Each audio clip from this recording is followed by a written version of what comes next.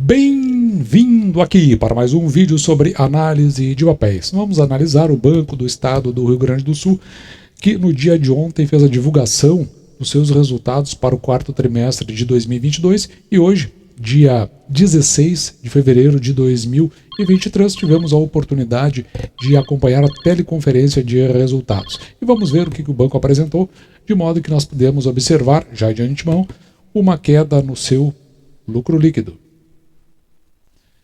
E para essa apresentação, vamos nos utilizar aqui das demonstrações financeiras de dezembro de 2022, que segue os padrões que são normalmente aceitos pelo Brasil. E vai nos ajudar bastante aqui as demonstrações financeiras consolidadas no IFRS, que é o padrão internacionalmente aceito. E para finalizar, a apresentação de resultados do quarto trimestre de 2022, na forma que ela veio a videoconferência. Uma apresentação muito boa, curta, sucinta, feita pelo Banco do Estado do Rio Grande do Sul. Bom, com relação à carteira de crédito, veja aqui, ó, esse saldo ele é dado em bilhões, chegou a 49 bilhões, tendo saltado de 41 em dezembro de 2021, um crescimento de 19,7%. Destaques aqui na concessão de créditos, que na verdade em bilhões cresceu 3,1%, indo de 43,7 para 45 bilhões. E como eu disse, os destaques ficaram para o agro, crescimento de 64%. O comercial, pessoa jurídica, 15,2%. O crédito imobiliário, 33%. E o câmbio, 39,8%. Mas, veja com esses números, por que do ponto de vista de concessão, crescimento de apenas 3,1%. É porque, na verdade, o que mais representa a carteira do Banco do Estado do Rio Grande do Sul é exatamente aqui onde está marcado em roxo de pessoa física, que tanto o crédito consignado quanto o crédito pessoal. Se você verificar aqui, que é o mais forte do banco, o crédito consignado, no trimestral teve uma redução de 1,3%. No anual, crescimento de 8,9%. E o pessoal, que é aquele que não tem o desconto diretamente na sua folha de pagamento, cresce no anual 40% e no trimestral 8,8%. Embora não se possa considerar o forte do Banco do Estado do Rio Grande do Sul, a carteira de crédito rural aqui em milhões, ela cresce 62%. Ela vai de 4,8 bi, porque é 4.877 milhões, então a leitura comumente aceita aqui no português brasileiro é de quando faz essa virada, passa para bi, né? Então 4,8 bi para 7,8 bi. Mas de tudo isso, a parte que mais importa para a leitura aqui do canal é justamente a qualidade do crédito. Aqui a gente consegue ver o índice de inadimplência superior a 90 dias. Você pode verificar que, e aqui é surpreendente, inclusive para mim. Note que essa linha mais azul claro aqui, 1,8, é o índice de inadimplência, é da pessoa jurídica. E esta linha, onde tem um azul mais escuro, é o total. E veja que a pessoa física, ela fica em 1,5, acho que é o menor do mercado, nesse índice de inadimplência. Eu acho que é a primeira vez que eu vejo que a pessoa jurídica fica acima da pessoa física, o que mostra de fato que o Banco do Estado do Rio Grande do Sul tem uma qualidade de crédito muito interessante. Outro aspecto aqui que a gente pode verificar é o índice de cobertura, né, superior a 90 dias, chegando a 313,6%, o que dá um indicativo de que o banco tem aqui uma base do outro lado para suplantar eventuais inadimplências. Outra questão que o banco trouxe, que também me chamou bastante atenção, foi esse índice de inadimplência, quando ele faz o comparativo do sistema financeiro nacional com o Rio Grande do Sul. Aqui não é o Banrisul, é o Rio Grande do Sul. Veja que, se nós considerarmos o Brasil, a origem, esse unzinho que aparece aqui, é porque a fonte é do Banco Central. Então veja que, enquanto para a pessoa física o sistema financeiro nacional está em 3,9% de inadimplência, no estado do Rio Grande do Sul está em 2,4%. É abaixo do nacional, mas veja o quanto nesse segmento é consolidado a qualidade do crédito do Banco do Estado do Rio Grande do Sul. Veja que na pessoa jurídica como em todo o país, né? 1,7 no Brasil como um todo, 1,5 no estado do Rio Grande do Sul, enquanto que do Banco do Estado do Rio Grande do Sul, 1,8. Está até acima da média do Rio Grande do Sul. Mas o aspecto que eu achei relevante foi justamente pessoa física estar abaixo de pessoa jurídica quanto ao índice de inadimplência. As despesas de provisão chegam a 282 milhões, enquanto que o índice de provisionamento, né, ele veio caindo aqui desde 2018 e agora está em 5. Um indicativo aqui bastante interessante da qualidade do crédito do Banco do Estado do Rio Grande do Sul. O custo do crédito está em patamares aqui regulares, né, chegando a 1,97%. Olhando agora para o guidance, veja que a projeção no crédito total é um crescimento em 2023, é a projeção do banco, entre 10% e 15%. Em particular, aqui quero chamar a atenção para o crédito rural, onde tem a pretensão de crescimento entre 24% e 29%. Vamos ver como isso vai desenvolver ao longo do ano. Uma coisa bastante interessante é que a margem financeira ela fica entre 19% e 23%, e na apresentação houve uma manifestação curiosa pelo CFO da companhia, que ele diz o seguinte, porque o que acontece, né? O Banrisul veio fazendo a concessão de crédito atrelado aos juros lá do passado, se você vai lembrar, chegou a 2020, antes da pandemia, a 4%, depois veio aumentando, mas ele aumentou muito durante o ano de 2022, durante o ano de 2021, mas também teve um salto em 2022 de forma que tem uma diferença aqui entre o que o banco está pagando em taxa de juros hoje para quem está colocando seu dinheiro no banco e aquilo que ele veio cobrando de quem está lá no passado. E só no quarto trimestre já chegou a 10% dessa margem financeira, segundo o CFO da companhia, o que indica que talvez chegue com bastante tranquilidade entre 19% e 23%. As despesas administrativas, o banco quer permanecer aqui entre 6% e 10%. Quando nós olhamos para os números, eu não vou avançar muito, porque eu acho que a gente já pegou o principal para fazer o entendimento aqui do Banco do Estado do Rio Grande do Sul. A gente vem fazendo isso trimestre a trimestre, então a gente fica mais tranquilo para dar uma resumida interessante e ir para o nosso quadro de indicadores. Mas o que chama atenção, e você vai ver isso aí no mercado, veja que, considerando os últimos 3 meses, ou seja, então, no comparativo trimestral, o quarto com o terceiro, um crescimento no lucro líquido de 82%. Parece uma coisa ótima, mas na verdade a gente não chegou a considerar assim quando foi olhar os números dentro das demonstrações financeiras do banco. Veja que, de fato, o lucro líquido, no comparativo ano a ano, ele sai de 990 milhões para 780, uma queda aqui considerável. E o que você está vendo aqui, esses 780, mais aqui embaixo aqui aparece a explicação. Ele é o lucro líquido ajustado. E nós vamos trabalhar com o lucro líquido contábil, então vai ser um pouquinho abaixo disso. O retorno anualizado sobre o patrimônio líquido apenas 8,5%. Mas na contrapartida, pelo menos a margem financeira cresce 11,2% no trimestral. Fica um pouco acima do quarto trimestre de 2021. E é curioso porque justamente você pode, se nós não estivermos muito atentos a essa leitura, nós ficarmos surpreendidos com resultados, mas o crescimento até não foi tão significativo. Nas despesas administrativas ajustadas, veja que o banco teve um crescimento aqui de 6,7% acima dos índices de inflação, tanto de IPCA quanto IGPM. Um fator aqui preponderante foi justamente a incidência do dissídio.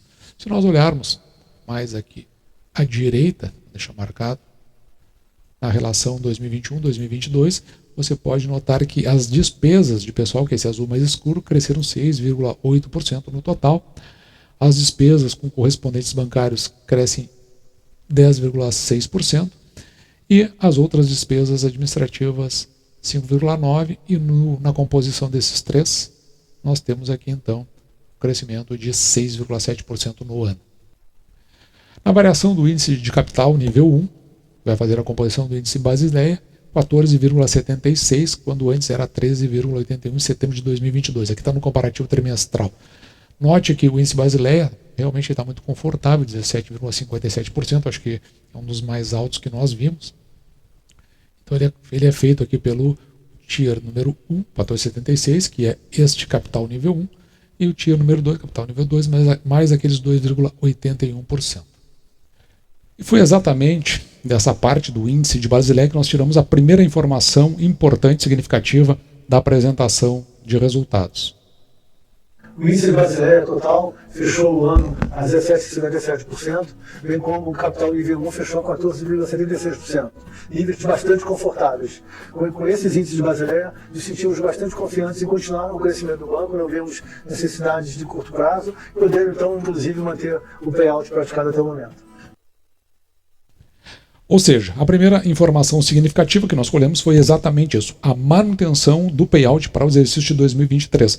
Nós vamos lembrar que o payout do Banco do Estado do Rio Grande do Sul, tem vídeo aqui no canal que fala sobre isso, ele é de 25% estatutário e mais 15% que o banco coloca como complementar. Desde a Assembleia do ano passado, a Assembleia Geral Ordinária, foi estabelecido 50%.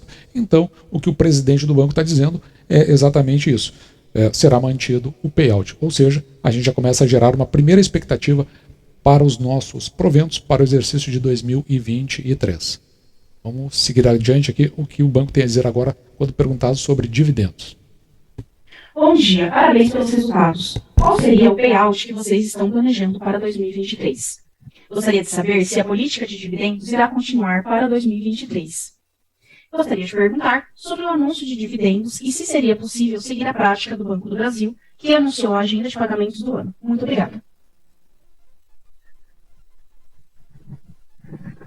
Bom, o nosso payout ainda não foi aprovado, mas a gente acredita numa manutenção da política e dos patamares de remuneração que o banco já vem trabalhando historicamente, né? Então não enxergo uma mudança substancial, uma mudança mais relevante nesse índice, até porque quando a gente olha a base de capitalização do banco, está muito segura e muito sólida para seguir um ritmo de crescimento.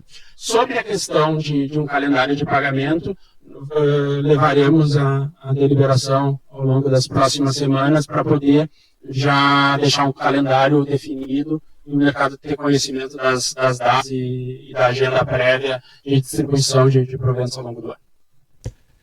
Então, com isso, para fins dos nossos cálculos, nós vamos considerar justamente o payout de 50%, que é mais ou menos o que está sendo assegurado, mas eu achei interessante também essa ideia que foi feito pelo Banco do Brasil, justamente, outros bancos já o fazem também, quando diz respeito àqueles dividendos obrigatórios. Mas o Banco do Brasil passou a fazer a partir deste ano de 2023. E o Banrisul, em seguindo no mesmo caminho, parece que é uma notícia bastante interessante para o acionista. A gente tem uma previsibilidade melhor ao longo de todo o exercício. E agora vamos dar uma olhada nessa questão das provisões trabalhistas, porque isso aqui é um detalhe que me chamou muita atenção, que também impacta no pagamento de dividendos. Olá, parabéns pelos resultados. Segundo o release, o saldo das provisões trabalhistas subiu 27% de dezembro de 2021 para dezembro de 2022, uma importante alta de 349 milhões. Como vocês estão enxergando essa trajetória das provisões trabalhistas para os próximos trimestres?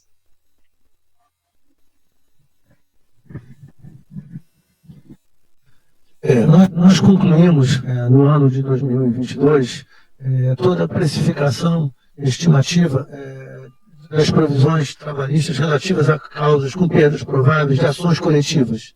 Havia uma dificuldade muito grande de mensuração, contratamos o escritório externo da advocacia e a gente então pôde fazer, nos últimos anos, não só mensuração das causas individuais, agora completamos coletivos, que era mais complexo de se fazer a avaliação.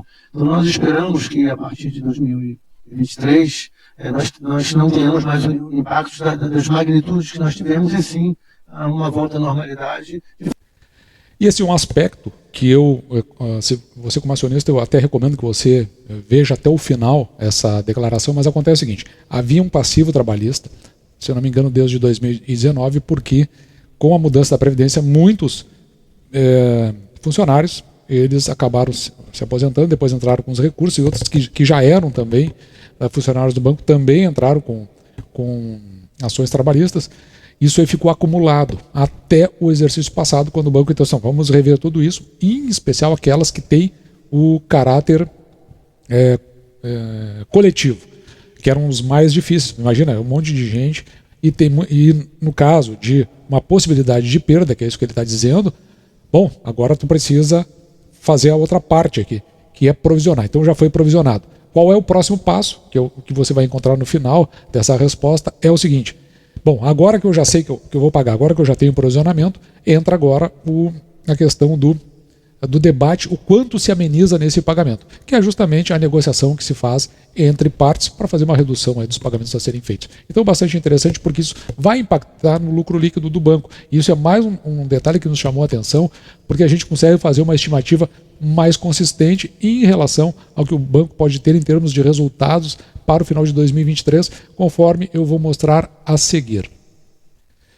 E para mostrar, eu vou me utilizar, como sempre, da nossa planilha de indicadores. Veja aqui, vamos começar por este aspecto aqui, porque nós fizemos uma previsão aqui para o exercício de 2022. Veja que na receita das intermediações financeiras, porque ela vinha regredindo 4,6 ao ano, a gente fez ali em 7,8. E depois, no final, à medida que o tempo foi passando e com as projeções trimestrais que a gente vem fazendo, que é quando a gente vai corrigindo, por isso que nós fazemos projeção e não previsão.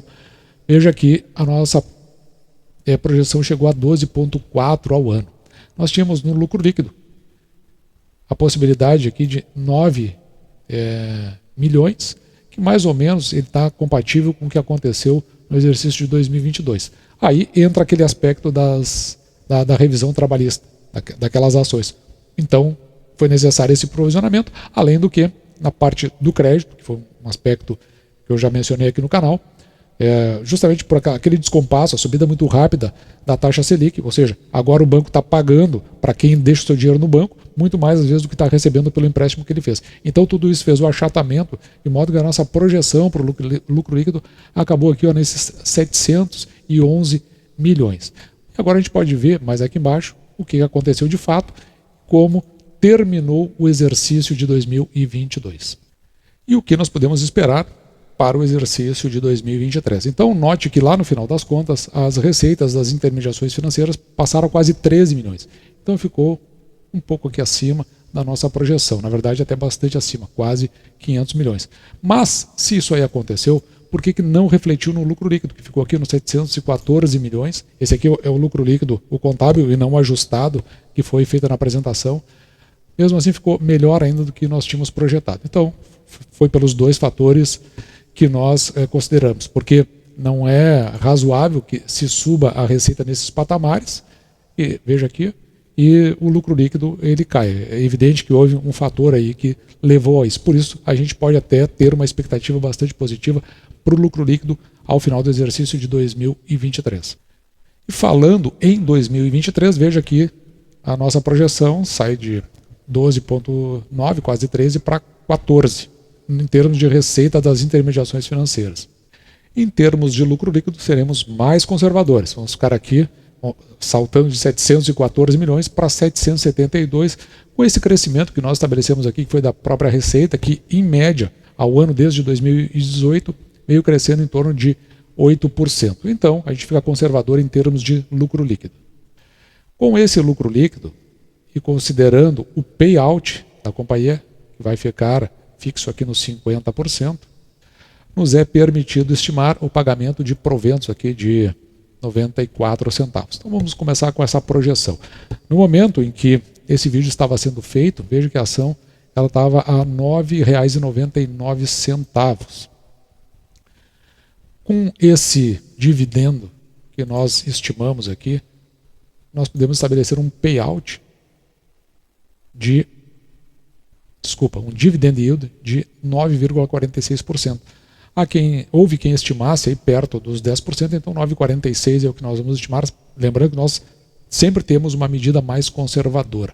Além do que nós achamos que o lucro líquido, ele talvez, é um sentimento, né? Ele vai voltar a ficar muito perto aqui dos 9 milhões. Mas a gente não quer colocar isso na nossa projeção, justamente porque a gente utiliza uma carga mais conservadora. Se pagar esses 9,94 centavos, o nosso preço teto, quando projetamos, fica em R$ 15,74. No entanto, se o banco pagar em dividendos R$ 1,01, que é o que ele veio pagando em média nos últimos 5 anos, então nosso preço teto ficará em R$ 16,93. Ao tempo do vídeo, a ação estava sendo negociada a R$ 9,99, ou seja, bem abaixo, o que dá um indicativo de que essa ação possa estar se oferecendo. O preço da ação sobre o valor patrimonial por ação é 0,43, um indicativo de que a ação possa estar barato e que o risco é muito reduzido em investir no Banco do Estado do Rio Grande do Sul. E o preço da ação dividido pelo lucro líquido por ação em 5,9, indicando aí que em torno de 5 anos e 4 meses você retorna pelo valor investido, esses R$ 9,99, em função do lucro líquido. E agora nós podemos trazer o Banco do Estado do Rio Grande do Sul para a nossa tabela comparativa. Estou utilizando aqui BRCR6, esse ticker aqui, que é o que a gente compra, são as ações preferenciais de classe B. E eu vou deixar no Instagram aqui do canal, mh.investir, onde você vai poder fazer comparativos com, por exemplo, esse aqui, ó, do retorno anualizado sobre o patrimônio líquido, 8,5%, que é o menor de todos os bancos que estão neste quadro comparativo. Assim como você vai encontrar também o retorno anualizado sobre o patrimônio. Veja aqui 0,7, também o menor entre todos os bancos. Um aspecto interessante que eu achei foi uma melhoria no índice de eficiência, mas veja o quanto ele fica abaixo de todos os demais bancos que nós já analisamos aqui no canal. Mas nós temos algumas coisas positivas aqui em relação ao Banco do Estado do Rio Grande do Sul, como por exemplo o índice de Basileia, o PL e o PVPA que nós já discutimos anteriormente lá na tabela dos nossos resultados, e pelo preço da ação que está sendo cotado hoje no dia 16 de fevereiro de 2022 a R$ 9,99, abaixo tanto do nosso preço teto quando nós olhamos para o passado quanto quando projetamos, o indicativo ou indicação possa estar se oferecendo. E assim, esse foi o nosso vídeo de hoje. Hoje a ação já chegou a subir mais do que 2%. Acredito que ela já deva ter varado os R$10.